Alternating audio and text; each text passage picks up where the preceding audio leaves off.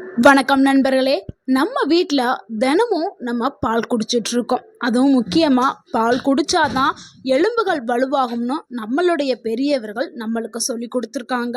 அதனால் நம்ம வீட்டில் இருக்கக்கூடிய சின்னவர்களாக இருந்தாலும் சரி, சின்ன குழந்தைகளாக இருந்தாலும் சரி, பெரியவங்களாக இருந்தாலும் சரி, எல்லாருமே தினமும் நம்ம பால் குடிச்சிட்டு வரோம். பால் குடித்தா நம்மளுடைய எலும்புகள், நம்ம உடலுக்கு ஆரோக்கியம் கிடைக்கும்னு. முக்கியமாக பாலில் கால்சியம், புரதம், விட்டமின்கள் அப்படின்னு பல சத்துக்கள் நிறைஞ்சிருக்குது. அதனால தான் நம்ம பாலை குடிச்சிட்டு இருக்கோம். இந்த பாலும் நம்மளுக்கு உடலுக்கு பலவிதமான நன்மைகளை தருது. ஆனால் பாலை பிடிக்கலைன்னாலும் நம்ம வீட்டில் குடிக்க வச்சிடுறாங்க. எதுக்காகனா இந்த கால்சியம் இருந்தால் தான் நம்ம எலும்புகள் வலிமையாகும் அப்படின்னு. ஆனால் பாலுடன் சில உணவுகளை சேர்த்து சாப்பிட்றதுனால இது சில பிரச்சனைகளை ஏற்படுத்துது. இது நிறைய பொதுவான வீடுகளில் யாருக்குமே தெரியாது. சிலருக்கு தெரிஞ்சிருக்க வாய்ப்பு இருக்கு, சிலருக்கு தெரியாது. நம்ம என்ன பண்ணுவோம், பாலையும் குடிச்சிருவோம். அதுக்கப்புறம் சில பழங்கள் சாப்பிடுவோம். எல்லாருமே என்ன நினைப்பாங்க, பாலும் ரொம்ப நல்லது, பழங்களும் ரொம்ப நல்லது, அப்போ பழங்களையும் கொடுத்துருவாங்க. ஆனால் சில பழங்கள் பால் குடிச்சதுக்கு அப்புறம் எடுத்துக்கிற போது நம்மளுக்கு ஆபத்துகளை விளைவிக்கும். முக்கியமாக கடுமையான பாதிப்புகளை கூட ஏற்படுத்தும் அப்படின்னு சொல்லலாம். அந்த அளவுக்கு பிரச்சனைகளை உண்டு பண்ணும். ஸோ பழம் மட்டும் இல்லைங்க, சில உணவுகளுமே எடுத்துக்க கொள்ளக்கூடாது. இது எல்லாருக்கும் பிரச்சனையை ஏற்படுத்துமா அப்படின்னா எல்லாருக்கும் ஏற்படுத்தாது. சிலருக்கு ஏற்படுத்தும், சிலருக்கு ஏற்படுத்தாது. ஏன்னா ஒவ்வொருத்தவங்களுடைய உடல்வாகும் ஒவ்வொரு மாதிரி இருக்கும். அதனால சிலருக்கு உடனடியான ஆபத்துகள், விளைவுகள் அதிகமாக கூட ஏற்படுத்தும். ஸோ என்னென்ன விளைவுகள் அப்படின்னா, செரிமான பிரச்சனை ஏற்படும், வயிறு உப்பசம், வாந்தி, அலர்ஜி, ஸ்கின்னில் ரொம்ப அரிப்பு ஏற்படுறது, சிகப்பு சிகப்பாக தோன்றுறது, வெண்புள்ளிகள் வர்றதுக்கு கூட வாய்ப்புகள் இருக்குது அப்படின்னு சொல்கிறாங்க. ஸோ சிலருக்கு வந்திருக்கவும் செய்யுது. ஸோ அதனால தான் இந்த பாலுடன் சேர்த்து குடிக்கக்கூடாத, சேர்த்து சாப்பிடக்கூடாத உணவுகளை தான் நம்ம இந்த வீடியோவில் பார்க்க போகிறோம். ஸோ அது என்ன உணவுகள் அப்படின்னு தெரிஞ்சுக்கிறதுக்கு நீங்கள் வீடியோவை ஸ்கிப் பண்ணாமல் முழுமையாக பாருங்கள். இந்த ஒரு வீடியோ கண்டிப்பாக உங்களுக்கு பயனுள்ளதாக இருக்கும். முக்கியமாக இது வயதானவர்களுக்கும் சிறு குழந்தைகளுக்கும் தான் பிரச்சனை ஏற்படுத்தும். ஏன்னா அவங்களுக்கு தான் செரிமானத்தன்மை ரொம்பவே கம்மியாக இருக்கும். ஸோ அது என்னென்ன உணவுகள் அப்படிங்கிறத நம்ம தெரிஞ்சுக்கலாம். ஸோ வீடியோவை முழுமையாக பாருங்கள். உங்கள் ஆரோக்கியம் உங்கள் கையில் தான். பாலுடன் சேர்க்கக்கூடாத முதல் பொருள் என்னன்னா, அதுதாங்க முலாம்பழம். இந்த பழம், அதாவது வாட்டர் மெலன், முலாம்பழம், இந்த மெலன்ஸ் எல்லாமே பால் கூட சேர்த்து குடிக்கக்கூடாது. நிறைய பேர் என்ன பண்ணுறாங்கன்னா, மில்க் ஷேக் குடிக்கிறதா வழக்கமாக வச்சுருப்பாங்க. ஆனால் இது எல்லாருக்குமே பொருந்தாதுங்க. முலாம்பழமும் வாட்டர் மெலனும் நீங்கள் தயவுசெய்து தவிர்த்துருங்க. முக்கியமாக சின்ன குழந்தைகளுக்கோ வயதானவர்களுக்கோ இதை கொடுக்காதீங்க. ஏன்னா இதனால சில பிரச்சனைகள் ஏற்படும். ரீசெண்டாக நீங்கள கூட நியூஸில் கேட்டிருப்பீங்க, வாட்டர் மெலன் சாப்பிட்டு ஒரு ஃபேமிலியே இறந்துட்டாங்கன்னு. ஆமாங்க, இந்த மாதிரியான தவறான சேர்க்கைகளை எடுக்கும் பொழுது சில பல ஆபத்துகள் ஏற்படுது. முலாம்பழம் அதிக அளவில் தண்ணீரும் நார்ச்சத்தும் இருக்குது. அதே மாதிரி தான் வாட்டர் மெலனும், அதுலேயும் அதிக அளவில் தண்ணீர் சத்து தான் இருக்குது. தண்ணீர் சத்தும் நார்ச்சத்தும் பாலில் எடுக்கும் பொழுது, ஸோ பாலை குடிச்சிட்டோ, இல்லை இந்த பழம் சாப்பிட்டோ, இல்லை இந்த பழத்தை சாப்பிட்டு பாலை குடிச்சிட்டோ எடுக்கும்போது என்ன ஆகும்னா, ரெண்டுமே உடலுக்குள்ளே போய் அது பால் என்ன ஆகும், அப்படியே பழத்து கூட தண்ணியோட சேர்ந்து ஃப்ரீஸ் ஆயிரும். இதனால் என்ன ஆகும்னா, வயிறு உப்பசம், வாய்வு பிரச்சனை, அஜீரணம், இது எல்லாமே ஏற்படும். சிலருக்கு என்ன ஆகும்னா, செரிமான அமைப்பு பலவீனமாக இருக்கக்கூடியவர்களுக்கு இது மிகப்பெரிய பிரச்சனையை கூட ஏற்படுத்துறதுக்கு வாய்ப்பு அதிகமாகவே இருக்குது. அதனால் எப்போதுமே இந்த முலாம்பழமோ வாட்டர் பழமோ சாப்பிட்ட பிறகு 1 மணி நேரம் குறைந்தது இடைவெளி விடுங்க. 1 மணி நேரம் இல்லைனா 2 மணி நேரம் குறைந்தது இடைவெளி விட்டுட்டு அடுத்து பால் குடிக்கிறது ரொம்பவே நல்லது. முக்கியமாக சின்ன குழந்தைகள் வைத்திருக்கக்கூடிய வீடுகளில் நீங்கள் இந்த இதை கவனித்து தான் கொடுக்கணும். ஏன்னா நம்ம தெரியாமல் செய்யக்கூடிய ஒரு சின்ன தவறு தான் பெரிய பிரச்சனையில் கொண்டு போய் விட்டுருது. ஸோ எப்பொழுதுமே தர்பூசணி பழமாக இருந்தாலும் சரி, முலாம்பழமாக இருந்தாலும் சரி, நீங்கள் பாலை குடிச்சு 1 மணி நேரம் கழித்து நீங்கள் பழங்களை சாப்பிடுங்க. அந்த பழங்களை சாப்பிட்டு 1 மணி நேரம் கழித்து நீங்கள் எடுத்துக்கிறங்க. எல்லாருக்கும் இது பிரச்சனை ஏற்படுத்தாதுங்க, சிலருக்கு ஏற்படுத்தும். இதை நான் திருப்பி திருப்பி சொல்கிறேன். ஏன்னா இந்த வீடியோ பார்த்துட்டு எல்லோரும் கமெண்ட் பண்ணுவீங்க, இதெல்லாம் பொய், இதெல்லாம் கிடையாது அப்படின்னு நீங்கள் கமெண்ட் பண்ணுவீங்க. அதுக்காக தான் நான் அடுத்து நம்ம இரண்டாவதாக பார்க்கக்கூடிய ஒரு பொருள் என்னென்னா, முள்ளங்கி தாங்க.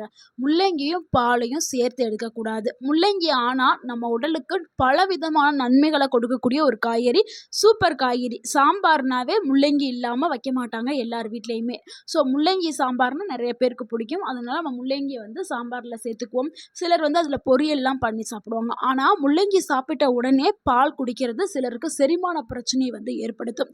ஏன்னா முள்ளங்கியில் இருக்கக்கூடிய சில இயற்கையான சேர்மங்கள் பாலில் இருக்கக்கூடிய புரதம் இருக்குல்ல, இது வந்து குடலோடைய அமைப்புக்கு வந்து ஒத்து போகாமல் பிரச்சனை ஏற்படுத்தலாம். ஸோ இதனால என்ன ஆகும்னா வயிற்றில் எரிச்சல் ஏற்படும், வாய்வு தொல்லை ஏற்படும், அஜீரணம் ஏற்படும், சிலருக்கு வயிற்று வலி கூட ஏற்படலாம். ஸோ அதனால முள்ளங்கி சாப்பிட்ட பிறகு குறைந்தது 1 மணி நேரம் நீங்க இடைவெளி விட்டுட்டு தான் பாலை குடிக்கணும். அதுதான் நல்லது ஒரு பழக்கம். அடுத்து 3வதா பார்க்கக்கூடிய ஒரு பொருள் என்னன்னா மீன் ப்ளஸ் பால் தாங்க. இது எல்லாருமே வந்து நம்ம செஞ்சுக்கிட்டு இருக்கக்கூடிய ஒரு தவறு. நம்ம எல்லாருமே என்ன பண்ணுவோம், மீன் ரொம்பவே நல்ல உணவு, பாலும் நல்ல உணவு அப்படின்னு சொல்லி நம்ம கேஷுவலாக மீன் சாப்பிடுவோம், பால் குடிப்போம். சில வீடுகள்லாம் குழந்தைகளுக்கு பால் கொடுப்பாங்க, அப்புறம் சாப்பிட்டுட்டு இருக்கும்போது மீனையும் எடுத்து ஊட்டிடுவாங்க. ஆனால் மீனும் பாலும் ரெண்டுமே என்னன்னா புரதம் அதிகமாக இருக்கக்கூடிய உணவுகள். ஸோ புரோட்டீன் ரிச் ஃபுட் அப்படின்னு நம்ம சொல்லுவோம். ஸோ இதை பல ஆண்டுகளாகவே இதை சேர்க்கக்கூடாதுன்னு அதுவும் இந்த பாரம்பரிய மருத்துவத்தில் வந்து இது சொல்லப்பட்டு இருக்குது. பல ஆண்டுகளாகவே மீனையும் பாலையும் சேர்க்காதீர்கள், இது சேர்த்தா வந்து சிலருக்கு வெண்புள்ளிகள்லாம் வர்றதுக்கு வாய்ப்பு இருக்குது அப்படிங்கிறதையும் சொல்லியிருக்காங்க. ஆனாலும் நம்ம மக்கள் என்ன பண்ணுறாங்க, தெரியாமல் சேர்த்துடுறாங்க. அப்படி சேர்க்கும் போது என்ன ஆகும்னா செரிமான கோளாறு ஏற்படும். அதுவும் முக்கியமாக சின்ன பிள்ளைங்களுக்கு கண்டிப்பாக ஏற்படும். ஏன்னா எங்கள் வீட்லேயே நடந்திருக்குது. சின்ன பையன் இங்கே இருக்காங்க, பால் குடிச்சிருவாங்க. அன்னைக்கு சண்டே டைமில் மீன், சிக்கன் இதெல்லாம் நான்வெஜ் சமைப்போம். பாலை குடிச்சிட்டு மீனையும் சாப்பிட்ருவோம். ஆனால் எதுக்காக வாமிட் பண்ணுறானே தெரியாது. வாமிட் எடுப்பான். அதுக்கப்புறம் வந்து சில நேரம் வந்து டயரியா கூட போக ஆரம்பிச்சிருக்கு. ஸோ அது மாதிரி ஒவ்வொரு குழந்தைகளுக்கும் ஒவ்வொரு மாதிரி இருக்கும். ஒரு குழந்தைக்கு ஒத்துக்கிறோம், ஒரு குழந்தைக்கு ஒத்துக்காது. ஸோ செரிமான பிரச்சனை ஏற்படும். அதனால தான் சொல்கிறோம், குழந்தைகளுக்கு இந்த மீன் பாலையும் சேர்த்து கொடுக்காதீர்கள்.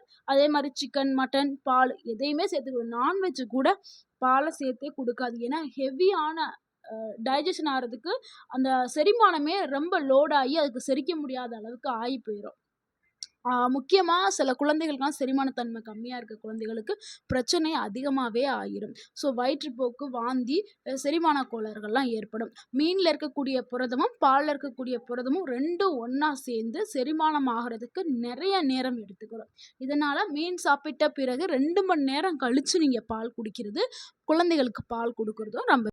அடுத்து 4வதா பார்க்கக்கூடிய பொருள் என்னென்னா புளிப்பான பழங்கள் மற்றும் பால் தாங்க. புளிப்பான பழங்கள் அப்படின்னா சிட்ரஸ் ஃப்ரூட், அதாவது விட்டமின் சி இருக்கும்ல, அந்த பழங்கள் தான் சொல்கிறோம். அது என்னென்னா ஆரஞ்சு, எலுமிச்சை, சாத்துக்குடி, நார்த்தங்காய், இந்த பழங்களில் வந்து என்ன இருக்கும்னா அமிலத்தன்மை அதிகமாகவே இருக்கும். ஸோ இந்த பழங்களோடு நீங்கள் பாலை சேர்த்து குடிக்கும்போது என்ன ஆகும்னா புரதம் வந்து உறையக்கூடும். ஸோ பாலில் இருக்கக்கூடிய அந்த புரதமும், ஏன்னா புளிப்பு போய் சேருதில்ல, அதனால பால் உறைஞ்சிரும் உடம்புக்குள்ள. இதனால் சிலருக்கு என்ன ஆகும்னா அஜீரணம் ஏற்படும், வயிறு உப்பசம், வாந்தி உணர்வு, செரிமான பிரச்சனை இதெல்லாமே ஏற்படலாம். அதனால தான் புளிப்பான பழங்களையும் பாலையும் நம்ம சேர்த்து சாப்பிடக்கூடாது. நம்ம தெரியாமல் செய்கிற ஒரு சிலர் தவறுனால பிரச்சனைகள் ஏற்படும். ஸோ என்ன செய்யலாம்னா புளிப்பான பழங்கள் சாப்பிட்டதுக்கு 1 மணி நேரம் இல்லைன்னா 2 மணி நேரம் கழித்து நீங்கள் பாலை குடிக்கிறது ரொம்பவே நல்லது.